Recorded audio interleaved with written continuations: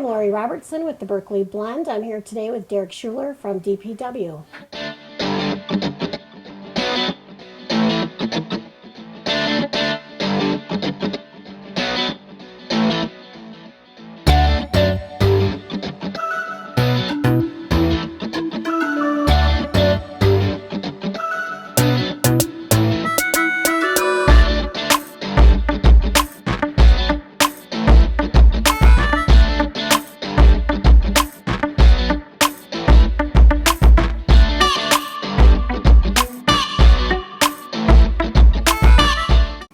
Hi, I'm Lori Robertson with the Berkley Blend. Today we are chatting with Derek Schuler from the Department of Public Works. Derek, thank you so much for joining me today. No problem. All right, let's start off with the biggest subject on social media right now is the Harvard project. I know that it is a giant project that you are going to be undertaking. Can you tell me more about that, when it's starting, and what the residents can expect? So Harvard from Woodward to Cass is being fully reconstructed. So we'll be putting in new water main, as well as building all new road, curbs, gutters, driveways, sidewalks, tree removals, tree replacements. So it is a full reconstruction project, and it has just started with the tree removals, and we'll be going through the summer and into the fall completion date. And the trees, how was it determined what trees would be taken down? Sure, we did hire a certified arborist to go through and evaluate all of the trees on Harvard, taking into account the construction work that we'd be doing as well as the tree health, and making recommendations. And we followed their recommendations as far as removals go. Unfortunately, with a project of this scale, especially when you're doing water main replacements, and that's not only the city main, which is traditionally under the road, but every service that runs across is also being replaced up to the property line. So that's 100 services, that's a lot of digging, and there's certainly tree impacts in that small space. So we relied on the arborist to give us some recommendations, and we followed those, and we're hoping to actually plant more trees than we're removing. The contract is set up to plant more trees than are being removed, so we're going to be working with residents to do that as the project continues. That's great news. The arborist found a lot of the trees were diseased. Well, unfortunately, we have several silver maples out there which tend to have hollow components, whether that's the trunk or the limbs. I know that's been mentioned on social media as well. Yes. Even as taking them down, you can see the hollow nature, which, you know, that's a structural problem. It is a liability for the city. It's something that we don't like to do, but when the arborist evaluates those trees and determines that they have hollow pieces, we have to react to that and follow their guidance. So unfortunately, there are a lot of silver maples on Harvard. It is encouraging to know that we are going to be planting more trees than what were removed. So I think overall, it is definitely the right decision, I think, for the city and the project. I think so too. And obviously there'll be younger trees, there'll be smaller trees, but in time they will grow to be larger.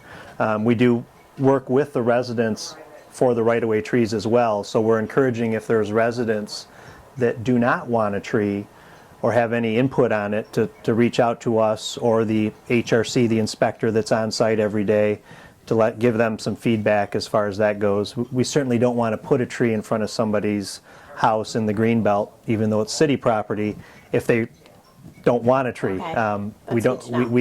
We view that relationship as a mutual one between the city and the resident. We want to put one there, but if somebody doesn't want one there, we're not going to do that. Are you going to have one lane open, or are you going to shut the whole thing down? Good question. So what's going to happen right now with the tree removals, there's two-way traffic that has been maintained. But once they start removing the road and doing what I'll call digging excavation, there will be one-way traffic only to the west. Okay. So the pattern will be to the west. So from Woodward to Harvard to Cass, essentially. And then once you get to Cass, you can either head north or south. So it'll be one-way traffic. And the most of the job, that's what it's going to be, one-way traffic, because the contractor will need to be working on one side of the road, whether that's putting the water main in or building the road. They'll need to work on one side of the road. So we're going to have one-way traffic.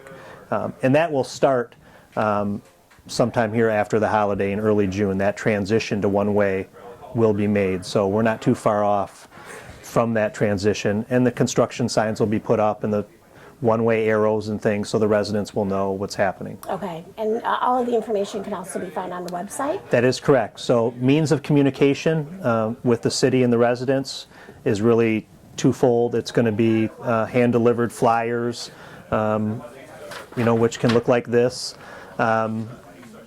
Harvard has received one already, which frequently asked questions, which we're getting some positive feedback on, which is great. It's several pages long. It's got all kinds of commonly asked questions. So this has been great. This has been hand-delivered to everyone. Okay. So we deliver, hand-delivered notices are going to be the primary means of notification. In fact, we'll be doing another one here, I believe, later next week with another update. So that's a very direct means for us to notify folks, is to put those notices on the door, and we'll be doing that throughout the project. In addition, the website will have a Harvard page on it, and we'll have the latest and greatest information on the website as well. Great. I wish you a lot of luck with this project. I know you've been waiting a long time to start it. Yes, it's 10 been, years of savings is a long time. I would love to be doing this type of water main road replacement project every year, but the financial means to get there is where the struggle to find a way to fund these things. Another huge question out on social media right now is the service line warranty. Okay. I've lived here for 43 years. I just kind of stumbled across this, I think from a Facebook post. I looked into it. To be honest with you, I'm not 100% sure what it's about. I know that it covers like the water line inside and outside, and the sewer line, I want to say from the house to the street. But to be quite honest with you, it was so affordable that I signed up for it without really knowing what it was. Mm-hmm. I think a total it's $17.50. And my house was built in 1942. I thought, okay, peace of mind, I'm just going to sign up. Can you tell the residents a little bit more about what this is? Sure. It's not through the city, but the city endorses it? It's definitely a third party, and if you sign up, you're working directly with them, Okay. not with the city. But the city has a relationship there. They did approach us with this back several years ago when they made their way to the city and sort of said, hey, this is something that we could offer your residents. We did our due diligence, called our neighbors who were already signed up, and we received nothing but positive accolades regarding it. So we went ahead and moved forward with it. And it's got many different components, and it seems to be growing as well. It started out strictly as a sewer piece, so just the sewer side of it. Okay. And for $60, $70 a year, you could warranty your sewer line, which we believe is something that residents should look at, because sewer repairs are quite common. In Berkeley, we all have old sewer systems, or at least most of us do, that need maintenance and could need repair. So it really, I think the sewer side has been a win-win. We've heard nothing but good things about it. There have been claims paid. So I think the sewer line piece of it is something definitely worth looking into. Since then, sewer line warranties, the company has expanded to water services and even water plumbing, inside the home, which, from my personal opinion, I don't have a lot of issues with those areas, so I don't know the value of it, even though it's quite affordable. Ultimately, that's a personal decision whether or not you want to sign up for that, but we certainly don't see the amount of water repairs like we do on the sewer side. So I think you really have to research it. There's a great frequently asked questions on the service line warranty website. We always encourage residents to take a look at that, spend some time with that before you do anything, and then make your own decision if it's something that you would like to pursue. But I definitely think the sewer side is worth thinking about. And to clarify, the resident is responsible from the sewer line from the house to the street? Great question, because it often is a source of confusion. For the sewer, the homeowner is responsible from the home all the way to the city main, including the connection to the city main. Okay? From the water side, the homeowner is responsible from the home to the curb stop, we call it. There's a valve near the sidewalk. So that's a shorter piece that the homeowner is responsible. And then the city is responsible from the stop box to the city water main, which goes underneath the sidewalk, potentially underneath the road.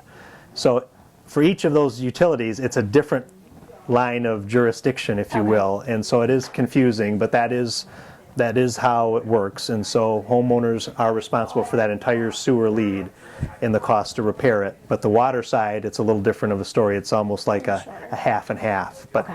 great question. That's something that's a question we get all the time as far Okay. as who owns what. Okay.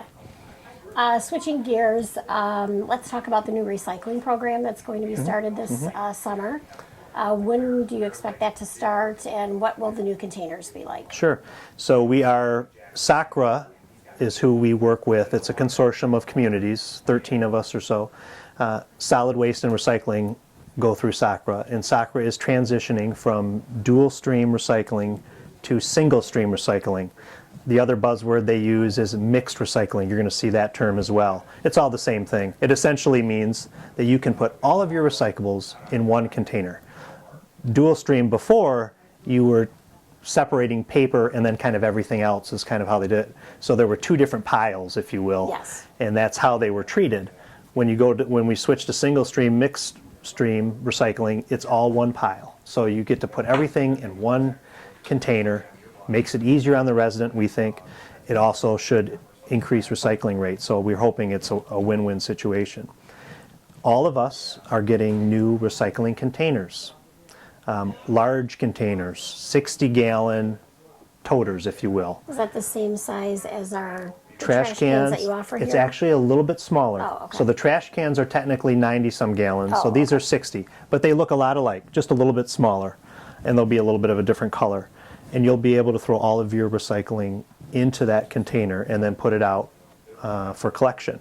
And you could still use your other containers, so you're more than welcome to use those. Okay. But SACRA, the industry standard, if you will, is this conversion to single stream. And they are seeing an increase in recycling rates with it. So I think it makes it easier for residents to recycle.